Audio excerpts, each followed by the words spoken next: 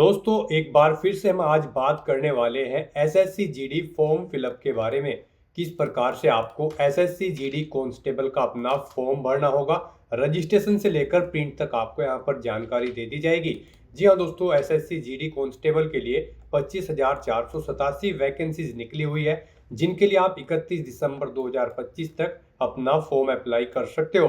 Form apply करने का पूरा प्रोसीजर आपको यहाँ पर दिखाया जाएगा कि किस प्रकार से आपको अप्लाई करते समय अपनी रजिस्ट्रेशन की डिटेल फिल करनी होगी, कैसे पर्सनल डिटेल फिल करोगे, किस तरह से आपको अपने डॉक्यूमेंट्स अपलोड करने होंगे, फोटोग्राफ सिग्नेचर कैसे और कितने केबी में आप अपलोड करोगे, किस प्रकार से आपको अपना फेस ऑथेंटिकेशन करना होगा, लाइव फोटो कैप्चर आप कैसे करोगे, किस तरह से आपको अपना फीस पेमेंट करना होगा, रजिस्ट्रेशन आपको कैसे करना होगा, प्रिंट तक आपको किस प्रकार से अपना फॉर्म फाइनली सबमिट कर देना होगा।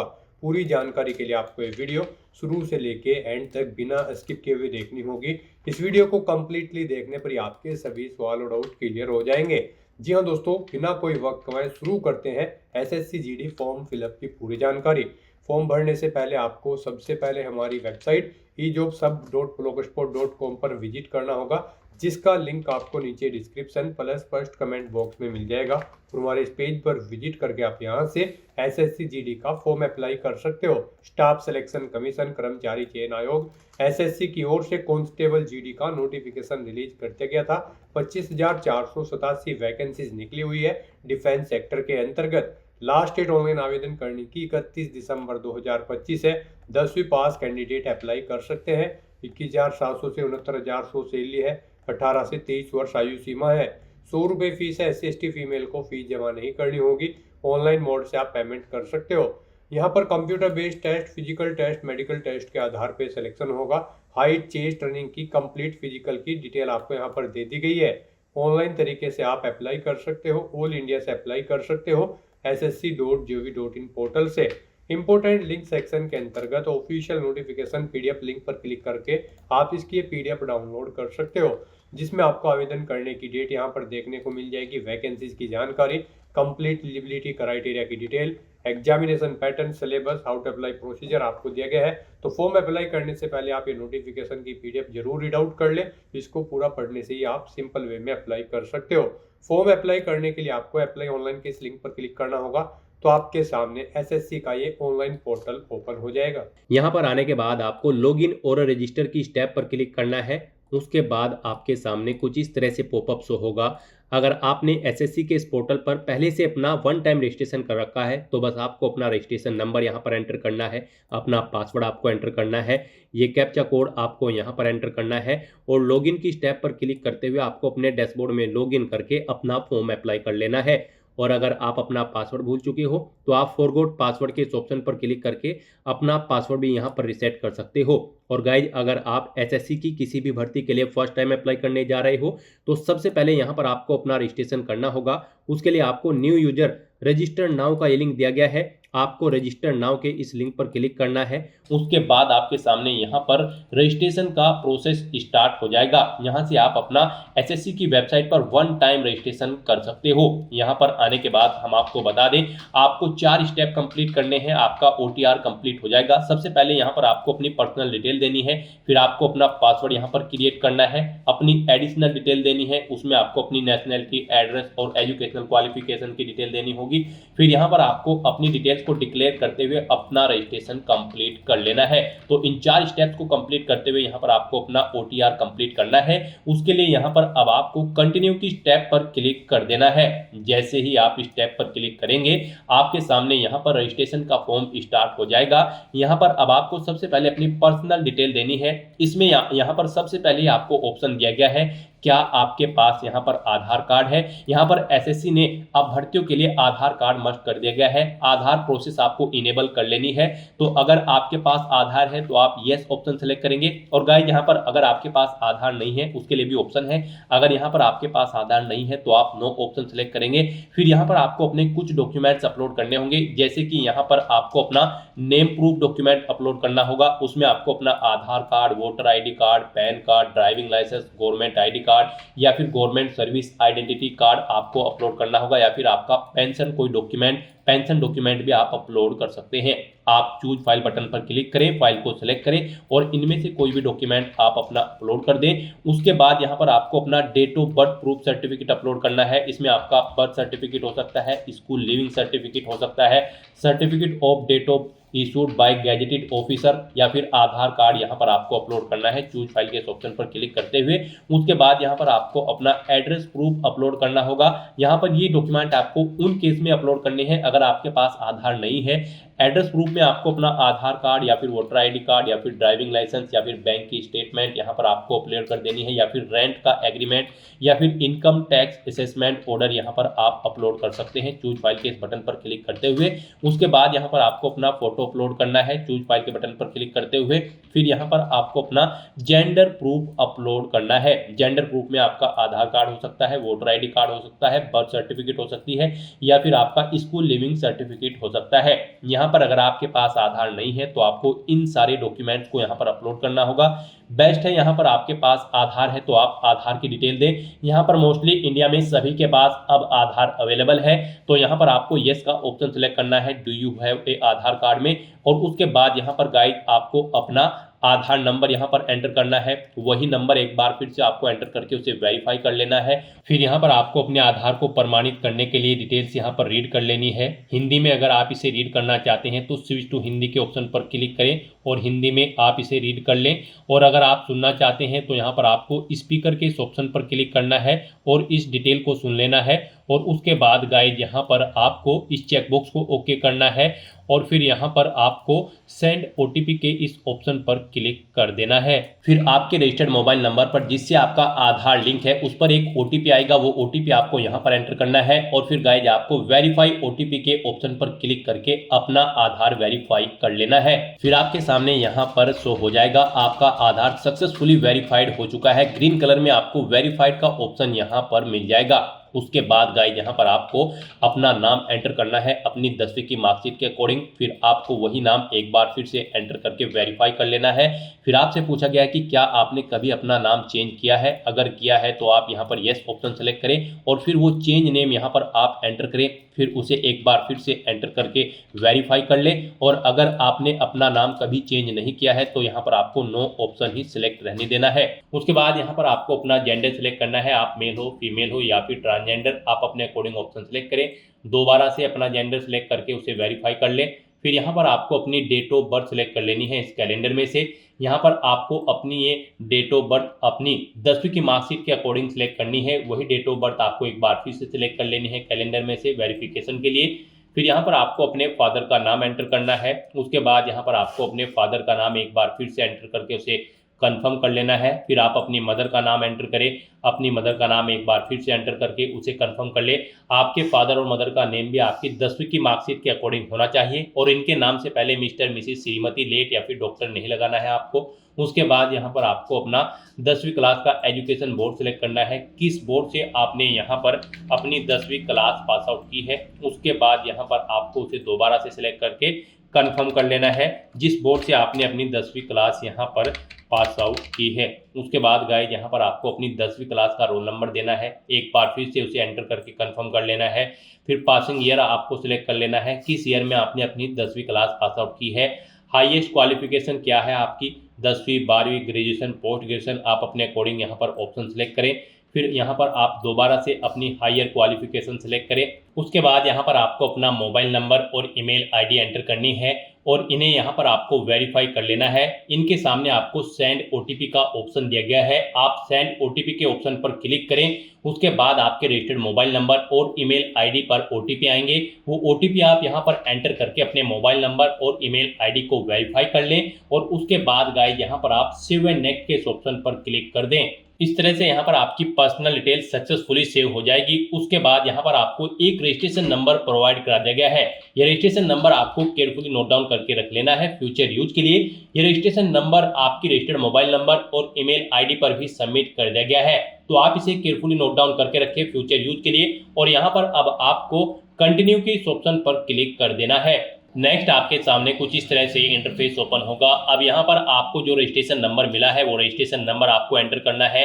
उस रजिस्ट्रेशन नंबर के साथ साथ ही आपकी ईमेल आईडी और मोबाइल नंबर पर एक पासवर्ड भी आया होगा, वो पासवर्ड यहाँ पर आपको एंटर करना है। उसके बाद आपको ये कैप्चा कोड यहाँ पर एंटर करना है और फिर गाइस यहाँ पर आपको साइन इन के इस ऑप्शन पर क्लिक कर देना है।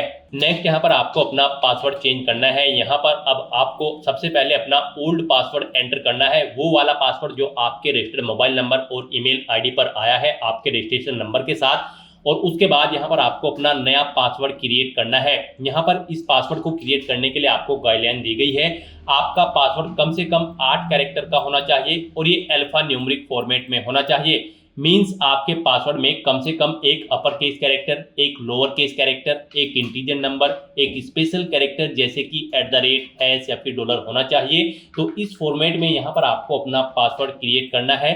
वही पासवर्ड आपको कंफर्म पासवर्ड फील्ड में एंटर करना है। उसके बाद यहाँ पर आपको एक सिक्योरिटी क्वेश्चन सेलेक्ट करना है।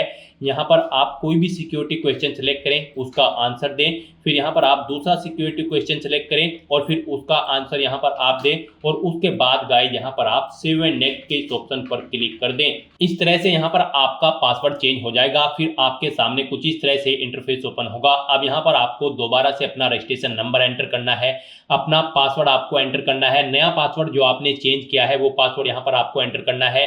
ये कैप्चा कोड आपको यहाँ पर एंटर करना है और उसके बाद गाइस आपको लॉगिन के इस ऑप्शन पर क्लिक कर देना है।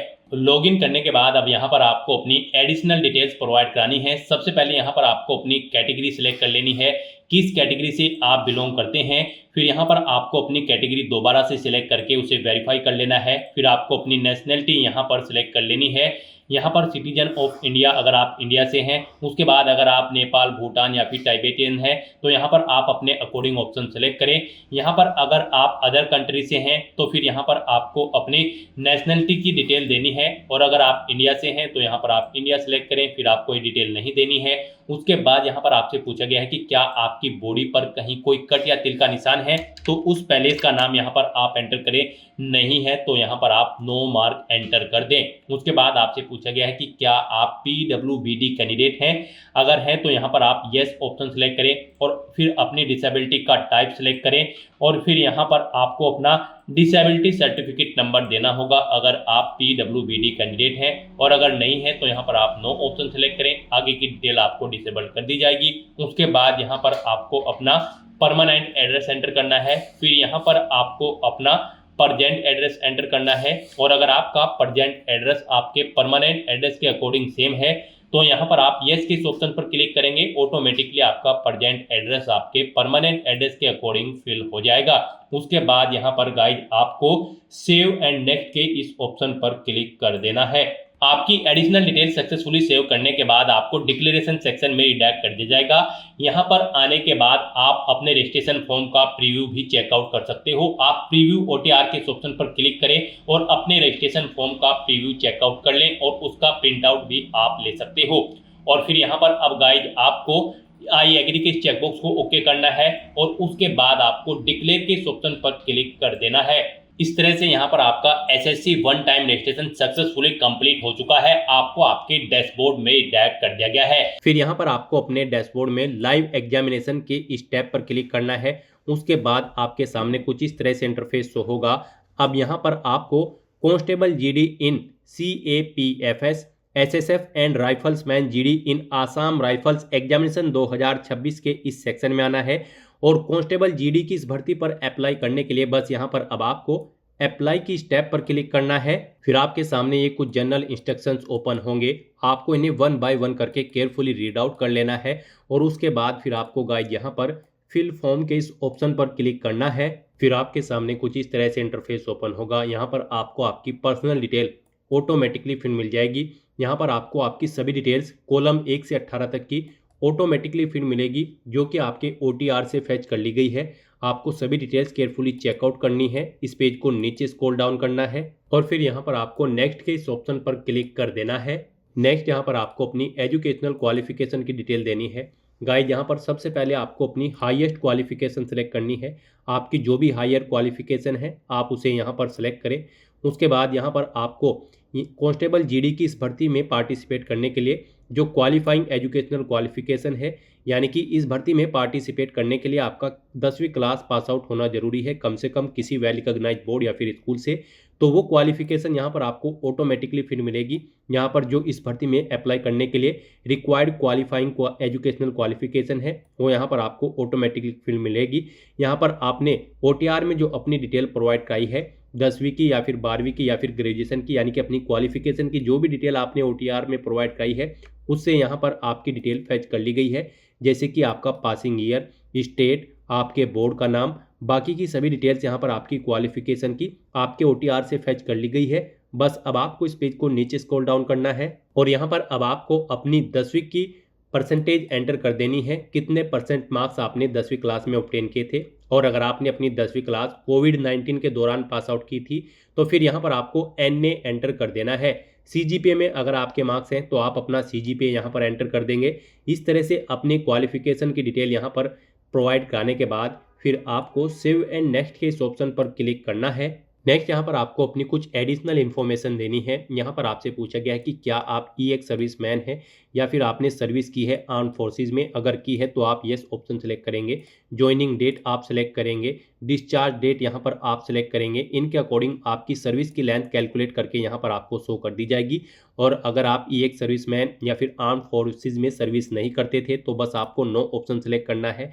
फिर यहाँ पर आपसे पूछा गया है कि क्या आप एज में रिलैक्सेशन चाहते हैं। अगर चाहते हैं तो आप येस करेंगे, अपना एज रिलैक्सेशन कोड यहाँ पर सेलेक्ट करेंगे। नहीं चाहते हैं तो आप नो ऑप्शन सेलेक्ट करेंगे। फिर यहाँ पर आपसे पूछा गया है कि क्या आप अपनी पर्सनल इन्फॉर्मेशन को एक्सेस करने के लिए अथॉरिटी देते हैं SSC को इस जॉब अपॉर्चुनिटी के लिए। तो यहाँ पर आपको येस या नो अपने अकॉर्डिंग ऑप्शन सेलेक्ट करना है और उसके बाद फिर गाइज आपको यहाँ पर सेव एंड नेक्स्ट के इस ऑप्शन पर क्लिक कर देना है। नेक्स्ट यहाँ पर आपको अपनी कुछ और एडिशनल इन्फॉर्मेशन देनी है। यहाँ पर अब आपको अपने एग्जामिनेशन सेंटर सेलेक्ट करने हैं। 3 एग्जामिनेशन सेंटर यहाँ पर आपको सेलेक्ट करने हैं। आप यहाँ पर जिस सेंटर को फर्स्ट नंबर पर प्रेफरेंस देना चाहते हैं उसे फर्स्ट नंबर पर सिलेक्ट करें। जिसे सेकंड थर्ड पर रखना चाहते हैं उसे आप सेकंड थर्ड पर यहाँ पर सिलेक्ट कर लें। उसके बाद गाइज आपको यहाँ पर अपने कंप्यूटर बेस्ड एग्जाम का मीडियम सेलेक्ट करना है, यानी कि जिस लैंग्वेज में आप अपना कंप्यूटर बेस्ड एग्जाम चाहते हैं वो लैंग्वेज यहाँ पर आप सेलेक्ट करें। हिंदी, इंग्लिश या फिर जो भी लैंग्वेज में आप चाहते हैं उसे एक बार फिर से सिलेक्ट करके वेरीफाई कर लें। फिर आपसे पूछा गया है कि क्या आपके पास NCC का सर्टिफिकेट है। अगर है तो आप येस करेंगे। आपके पास ABC कौन सा सर्टिफिकेट है आप ऑप्शन सेलेक्ट करेंगे। नहीं है तो आप नो ऑप्शन सेलेक्ट करेंगे। फिर आपसे पूछा गया है कि क्या आपने कभी किसी गेम या फिर नेशनल या फिर इंटरनेशनल या फिर स्टेट या फिर डिस्ट्रिक्ट लेवल पर किसी गेम में पार्टिसिपेट किया है। अगर किया है तो आप येस करेंगे और फिर स्पोर्ट का नाम यहाँ पर आप सेलेक्ट करेंगे। उसके बाद यहाँ पर लेवल ऑफ पार्टिसिपेशन आप सेलेक्ट करेंगे। आपने डिस्ट्रिक्ट लेवल, स्टेट लेवल या फिर नेशनल लेवल किस लेवल पर गेम में पार्टिसिपेट किया है। ईयर आप सेलेक्ट करेंगे, किस ईयर में यहाँ पर आपने पार्टिसिपेट किया है। आपको यहाँ पर गोल्ड मेडल मिला है, सिल्वर या फिर ब्रॉन्ज, आप अपने अकॉर्डिंग ऑप्शन सेलेक्ट करेंगे। और अगर आपने किसी गेम में पार्टिसिपेट नहीं किया है तो आप सिंपली यहाँ पर नो ऑप्शन सेलेक्ट करेंगे। उसके बाद आपको आगे की डिटेल नहीं देनी होगी। फिर यहाँ पर आपको अपना स्टेट सेलेक्ट करना होगा, जिस स्टेट का आपके पास यहाँ पर डोमिसाइल है। फिर यहाँ पर आपको अपना स्टेट एक बार फिर से सिलेक्ट करके उसे वेरीफाई कर लेना है। फिर आपको अपना डिस्ट्रिक्ट यहाँ पर सेलेक्ट करना है। उसके बाद यहाँ पर आपको अपना डिस्ट्रिक्ट एक बार फिर से सिलेक्ट करके वेरीफाई कर लेना है। फिर यहाँ पर आपसे पूछा गया है कि क्या आप अपने ओरिजिनल स्टेट से किसी दूसरे स्टेट में माइग्रेट हुए हैं। अगर हुए हैं तो आप येस करेंगे और फिर यहाँ पर आप ऑप्शन सेलेक्ट करेंगे उसके अकॉर्डिंग। नहीं हुए हैं तो आप नो ऑप्शन सेलेक्ट करेंगे। फिर यहाँ पर आपसे पूछा गया कि क्या आप मिलिटेंसी या फिर नक्सल अफेक्टेड डिस्ट्रिक्ट से हैं। अगर हैं तो आप येस करेंगे, नहीं तो नो ऑप्शन यहाँ पर आपको ऑटोमेटिकली फिर मिलेगा अगर आप इन एरिया के अंतर्गत नहीं आते हैं। फिर यहाँ पर आपसे पूछा गया कि क्या आपका जो डिस्ट्रिक्ट है वो बॉर्डर के आसपास है। अगर है तो आप येस करेंगे, नहीं तो नो ऑप्शन सेलेक्ट करेंगे। फिर यहाँ पर आपको अपनी CAPF के लिए पोस्ट प्रेफरेंस देनी है। गाइज यहाँ पर आप पारा नंबर 14.9 में जाकर चेकआउट कर सकते हो किसके लिए क्या पोस्ट प्रेफरेंस है, आपको यहाँ पर बता दिया गया है। अगर आप यहाँ पर BSF को फर्स्ट नंबर पर रखना चाहते हैं तो यहाँ पर आप फर्स्ट कॉलम में A ऑप्शन एंटर करेंगे। और यहाँ पर अगर आप सेकंड नंबर पर CRPF को रखना चाहते हैं तो यहाँ पर आप सेकंड कॉलम में C एंटर करेंगे। यानी कि यहाँ पर नोटिफिकेशन में जिसके सामने जो भी कोड दिया गया है ABC, आप उसे जिस स्थान पर प्रेफरेंस देना चाहते हैं उस स्थान पर यहाँ पर आप एंटर करेंगे ABC।